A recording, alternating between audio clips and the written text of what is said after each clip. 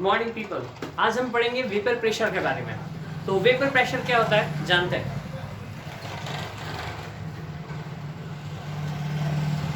Suppose ये आपका कोई कंटेनर है और उस कंटेनर के अंदर कोई लिक्विड भरा हुआ है।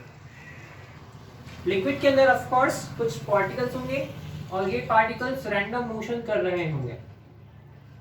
कोई इधर जा रहा होगा, कोई इस साइड जा रहा होगा, कोई इस साइड जा रहा होगा, कोई ऊपर की ओर जाने की कोशिश कर रहा होगा।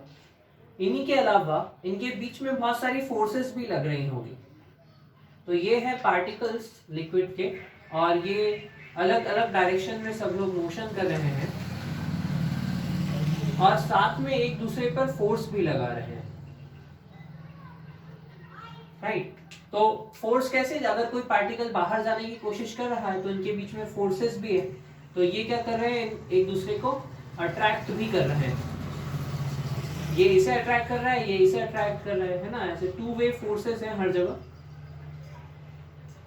तो इनके बीच में इस टाइप की फोर्सेस ऑफ अट्रैक्शन भी है। अभी वेपर प्रेशर कैसे, वेपर होता है जब भी कोई लिक्विड गैस फेज में जंप करता है।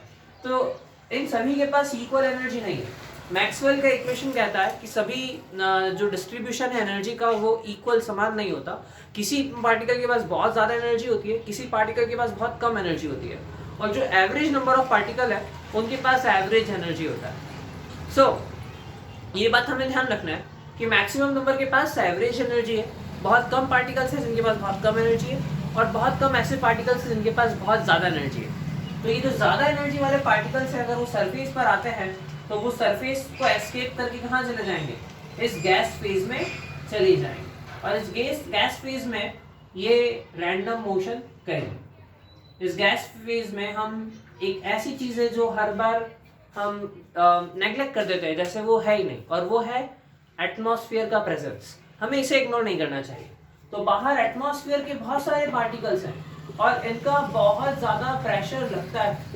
इनफैक्ट ये प्रेशर आप जानते हो, it is about 1 atmospheric pressure 10 to the power 5 pascal, या फिर आप इसे एक्चुअली ये 1.013 है, बट इनफैक्ट ऑलमोस्ट सेम।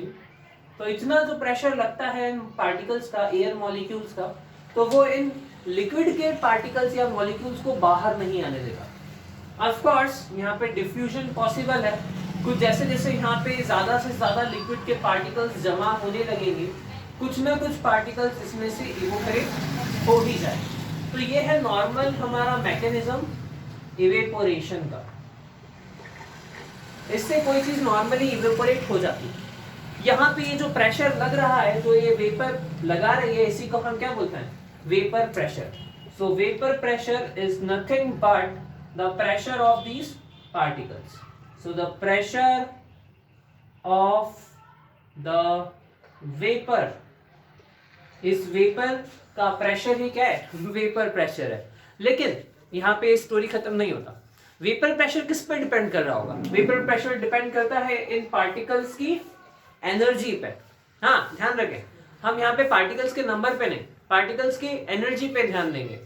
अगर आपने से किसी ने काइनेटिक थ्योरी ऑफ गैसेस पढ़ा हो, तो जो प्रेशर ऑफ गैस आता है वो आता है 1/3 mnv², right, mass and number density into velocity square. तो हाँ, कई हद तक इस mn के ऊपर भी डिपेंड करता है, बट यहाँ पे मेजर फैक्टर क्या है, वेलोसिटी, और mv² ये हाफ mv² यानी एनर्जी के ऊपर डिपेंड करता है। तो मेजरली जो pressure is more proportional to kinetic energy, and kinetic energy of course हम मेजर कर सकते हैं in terms of some temperature, जैसे हमने करा था काइनेटिक थ्योरी ऑफ गैसेस में। So kinetic energy is proportional to temperature.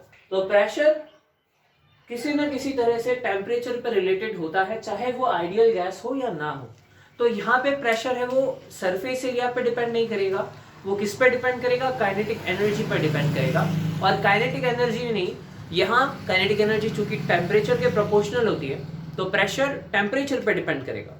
तो अगर कोई आपको ऐसा बोल रहा है कि जितना ज़्यादा सरफेस होगा उतना ज़्यादा प्रेशर होगा, तो उसको सिखा देना बात, बोले कि भैया हमने तो काइनेटिक थ्योरी ऑफ गैसेस पढ़ी है और उसमें हमने देखा है कि प्रेशर किस पे डिपेंड करता है, काइनेटिक एनर्जी पे डिपेंड करता है, और काइनेटिक एनर्जी हम टेम्परेचर से मेजर करते हैं। और इसलिए प्रेशर किस पे डिपेंड करता है? टेम्परेचर पे मेजर करता है, डिपेंड करता है। चलो आगे देखते हैं क्या होगा जब मैं इसका टेम्परेचर बढ़ाऊंगा। ऑफ कोर्स अभी कहा प्रेशर बढ़ेगा, ये प्रेशर बढ़ेगा और ये जो प्रेशर के जो पार्टिकल्स हैं ये किससे फाइट करेंगे? एटमॉस्फेयर के पार्टिकल से फाइट करेंगे। तो एक तरफ आप ऐसे समझ सकते हो कि इधर एक सेना है जो नीचे हमला कर रही है और इधर एक सेना है जो ऊपर की साइड हमला कर रही है। जैसे जैसे आप इसको एनर्जी सप्लाई करोगे, इसको गर्म करोगे लिक्विड को, यहाँ पे हमारे पास काइनेटिक एनर्जी इंक्रीज होती जाएगी। ज्यादा से ज्यादा पार्टिकल्स के पास इतनी एनर्जी होगी कि वो एटमॉस्फेयर से ज्यादा एनर्जी रखेंगे और इस एटमॉस्फेयर का जो ये जो आप इनको जैसे हमने सेना बोला था, इनको ब्रेक करके क्या होता है? बाहर निकल जाएंगे और ये पार्टिकल्स इनसे बाहर निकल जाएंगे और तब इस प्रोसेस को हम बोलेंगे बॉइलिंग।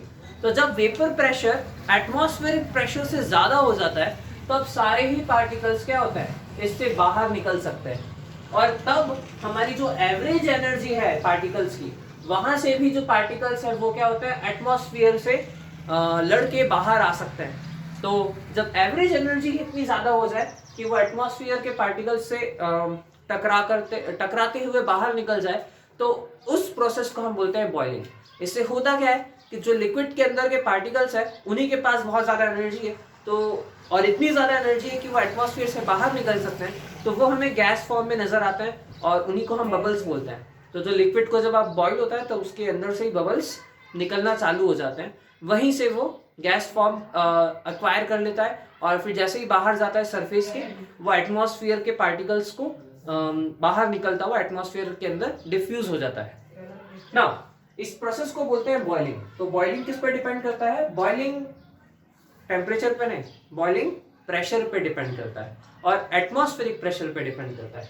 तो बॉइलिंग तब होता है जब हमारे सॉल्यूशन या हमारे लिक्विड का वेपर प्रेशर एटमॉस्फेरिक प्रेशर से ज्यादा हो जाए।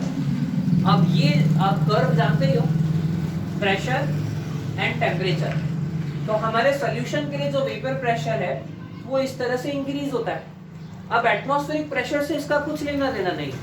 एटमॉस्फेरिक प्रेशर से जब ये प्रेशर इक्वल हो जाएगा तो उस टेम्परेचर को हम बोल देंगे बॉइलिंग टेम्परेचर। उस टेम्परेचर को बोल देंगे हम बॉइलिंग टेम्परेचर या बॉइलिंग पॉइंट। तो यहाँ पे ये कर्व तो वैसा का वैसे ही बना रहेगा, चाहे बाहर एटमॉस्फेरिक प्रेशर कितना भी हो, इस कर्व पे कोई चेंज नहीं आएगा।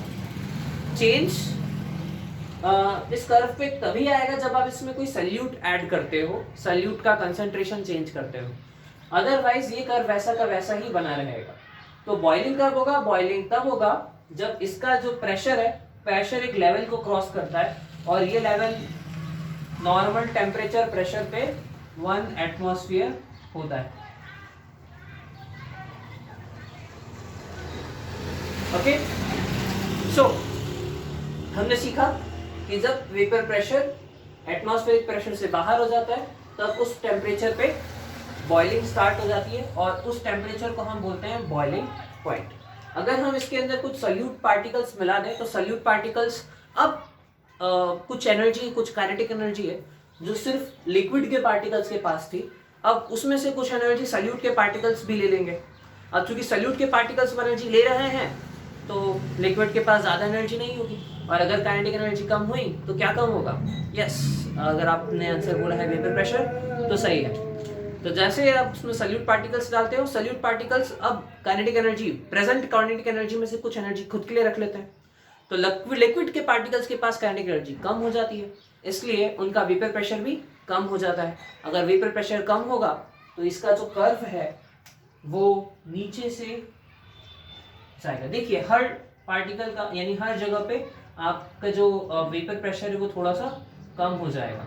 तो ये वेपर प्रेशर कम होने के कारण अब एक नए टेम्परेचर पे हमारे सॉल्यूशन का वेपर प्रेशर एटमॉस्फेरिक प्रेशर से ज्यादा हो रहा है, तो ये हमारा नया बॉइलिंग पॉइंट होगा। इसको मैं लिख देता हूँ TB डैश।